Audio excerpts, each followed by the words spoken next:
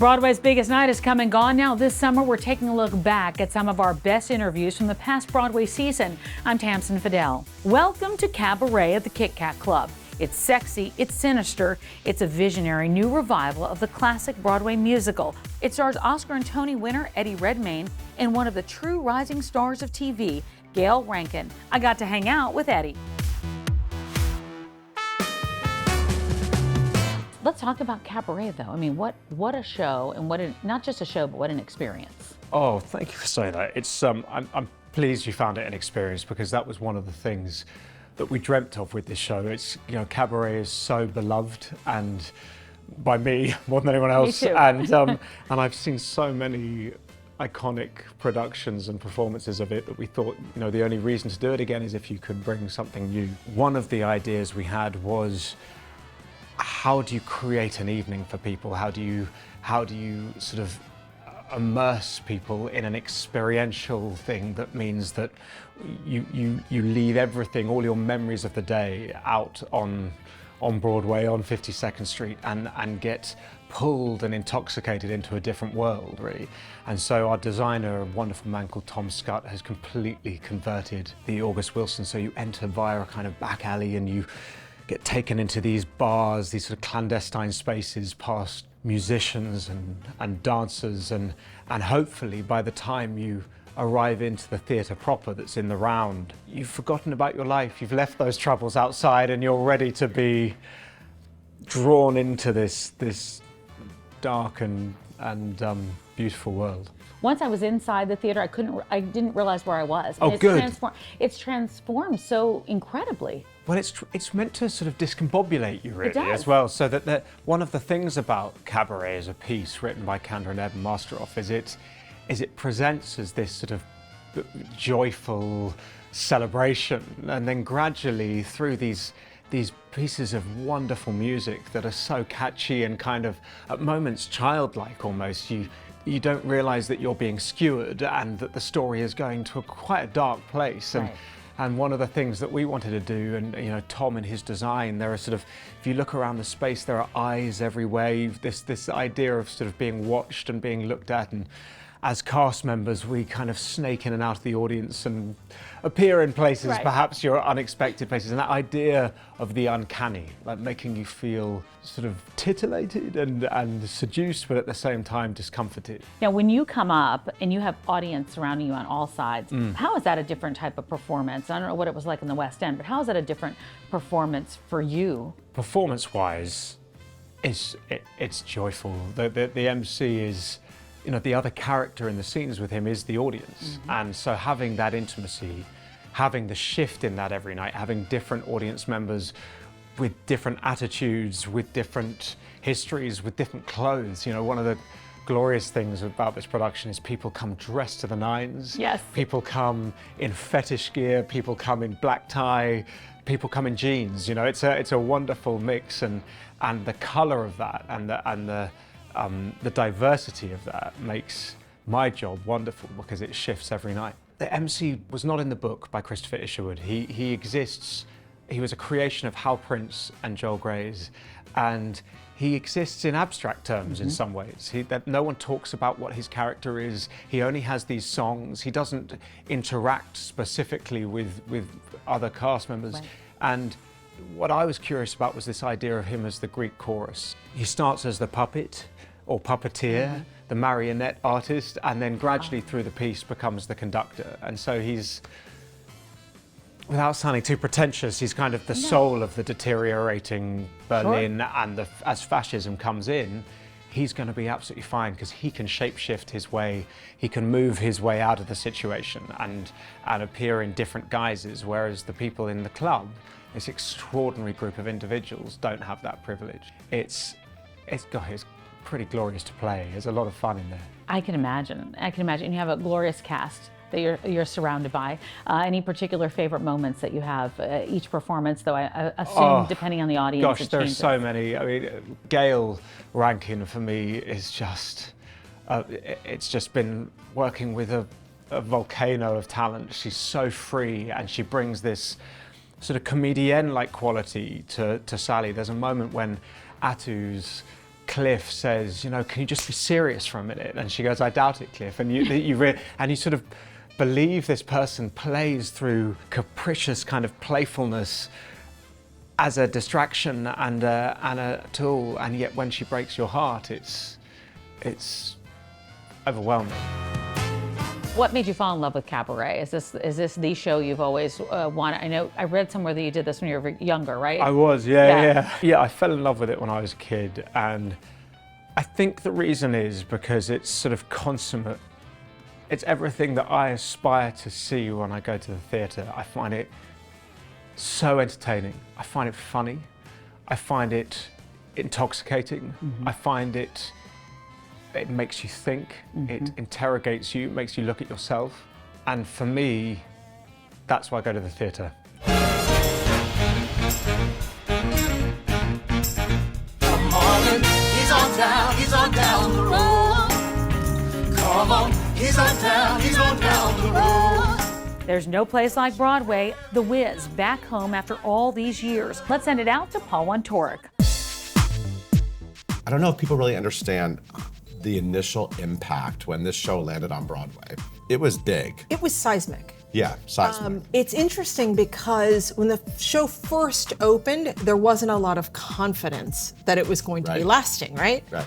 And then that commercial came out. Believe in the magic that's inside your heart, and believe in the Wiz, not because I told you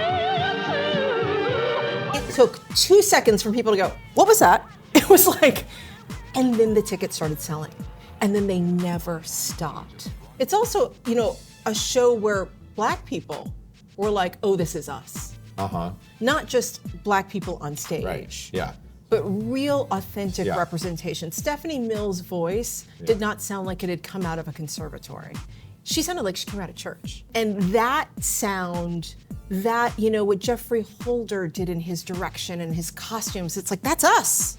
George Faison's choreography showed the world that Black bodies can do all kinds of things. Many years have passed. We're in a different point in the world. How are you what's your entry point for a vision for this new production? My entry point are my two girls.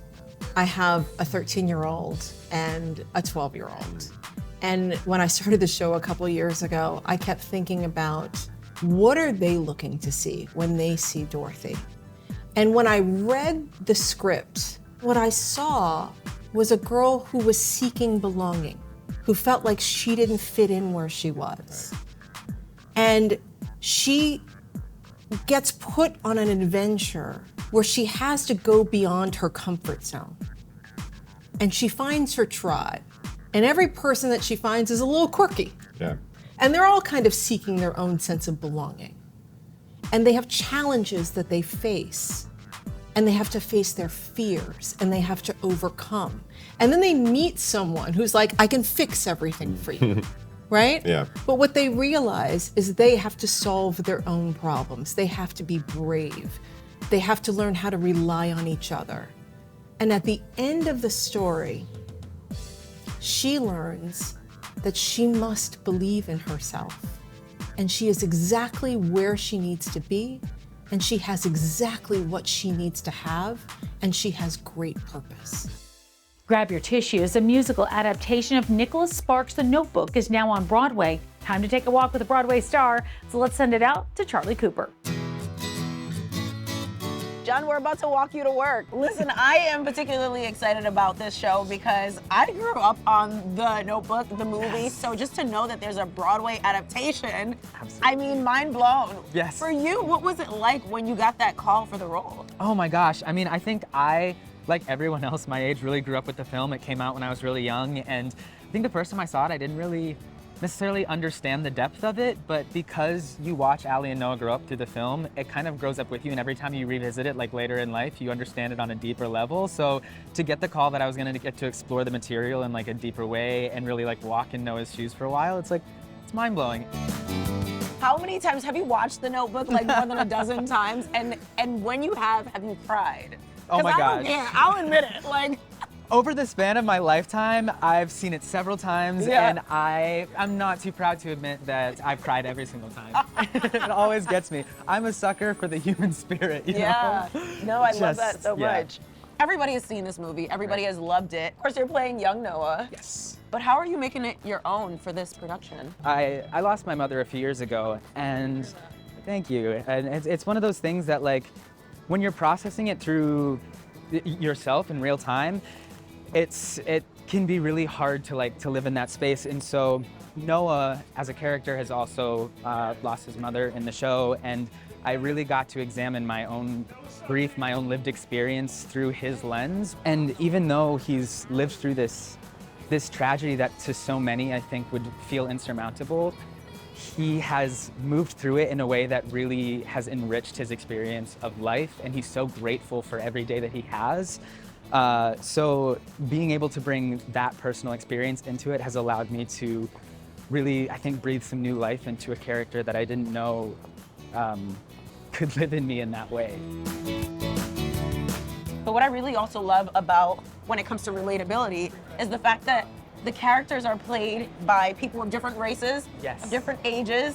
Can you kind of talk about that? I would love to. I'm so glad that you asked, because I think when I was offered the role and I saw the way that it was broken down, I had a lot of the same questions that everybody has, because it is undoubtedly unusual casting and feels very intentional. When I got to the other side of that process, I found that I never thought about it once. I never doubted what was unfolding in front of me. What is essential is that these are two people who are exercising their capacity to love and be loved, and that applies to everyone. And what they've done with this casting is set a precedent and an example for future iterations, whether it's future replacements in our show or in tours or in international productions, regional companies, community theaters, that Noah and Allie can look like and be anyone at any time.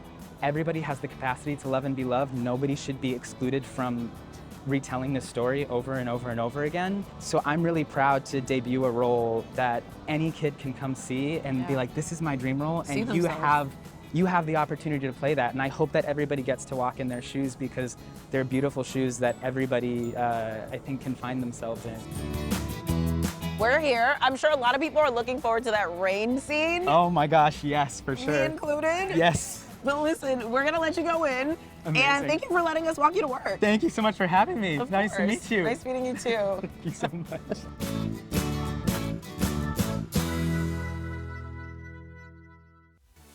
Welcome back to the Broadway Show. I'm Tamsen Fadal. Let's get back to it. The Big Top is now open on Broadway. It's Water for Elephants, based on the best-selling novel and hit movie. Here's Beth Stevens with another edition of Building Broadway. Last season, you had a big hit with Kimberly Akimbo, Tony-winning musical, and now you're back with Water for Elephants, which just feels about 20 times bigger. Yes, that is correct. Tell me about tackling this show. The minute you introduce a train and a stampede and an elephant, you're just in different territory than sweet Kimberly Lovaco's, living room and getting into fights with their parents. Like it's definitely, it's more sort of epic and mythic in scale, Water for Elephants. And it required me to tap into skills that I never had honed before. Like I really had never worked with puppets. I certainly had never worked with circus artists or even circus vocabulary and the circus process, which is different from, a traditional sort of musical singing and dancing. So it's been just a totally different part of my brain and heart than something as also thrilling but detailed and sort of psychological as something like Kimberly Akimbo. So very, very different parts of my brain. What appealed to you about the story? The thing that appealed to me about the story was this idea of who are you when you lose everything? It's set in the Depression, and there was such desperation for so many, and then there were some that did just fine. But there was such high stakes for so many, and what kind of person are you going to be if you've lost everything? Are you going to make a friend? Are you going to make a new family? Are you going to save an elephant? Are you going to kill your nemesis? Who are you? And some of that, was really interesting to chew on during the pandemic. Having time and space when we were just all locked away and looking at, you know, when your norm is taken away from you. And some people fared fine during the pandemic, and some people really, really struggled. And it was a really interesting sort of parallel, you know, an insight into that kind of survival instinct. What was the key to casting the trio at the center of this story? It's the kind of show that there are so many elements, and everybody's a little bit out of their lane. You know, we have circus performers who are singing. We have actors who are dangling from trapezes. We have, you know, people learning how to juggle, people learning how to do crazy lifts. We have people learning how to do puppetry. We have all kinds of people from different disciplines learning other disciplines. And that requires a certain level of faith and grace and humor. So there's just a certain spirit of safe but reckless storytelling that is required. And so it was just chemical. I have to ask you about the elephant, Rosie. Tell me what your thoughts are about that animal at the center of the story. I started this whole process hating puppets. And I have now grown to love puppets. Rosie the elephant, what I love about Rosie is that she's got many secrets, and there are many secrets about her. And so when you think you know her and you think you know her story, you don't. And so she doesn't really reveal herself to us until deep into the story. What you see is not what you get.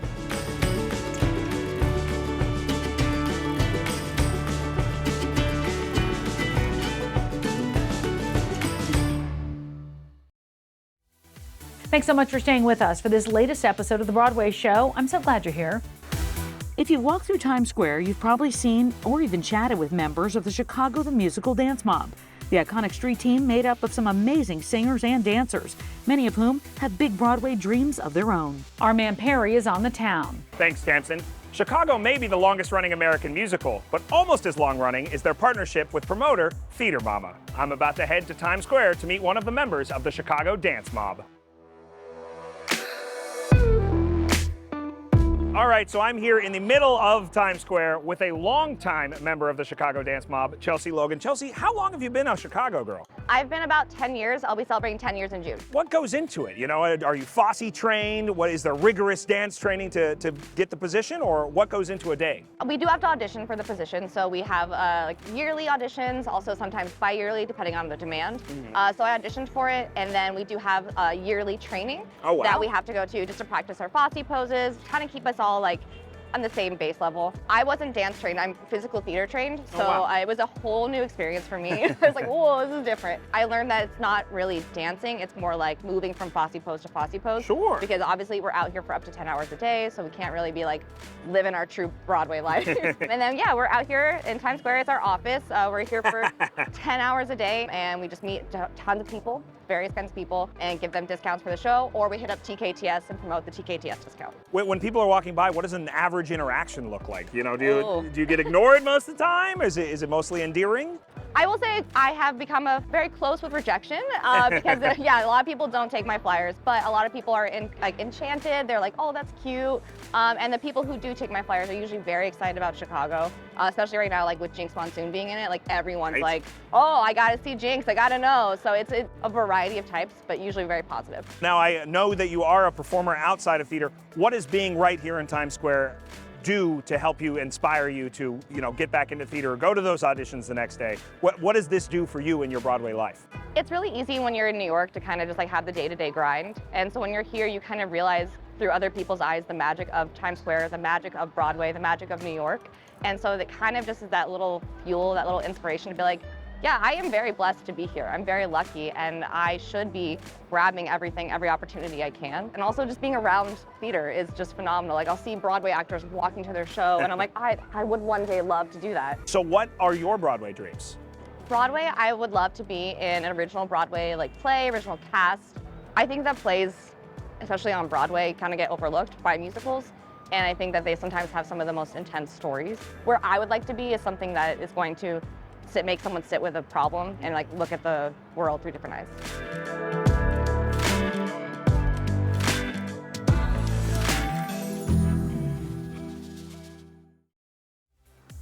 Well, that's going to do it for us. But for tickets, or if you want to check out extended cuts of any of these interviews, head over to Broadway.com. I'm Tamsen Fadal, and you're watching The Broadway Show.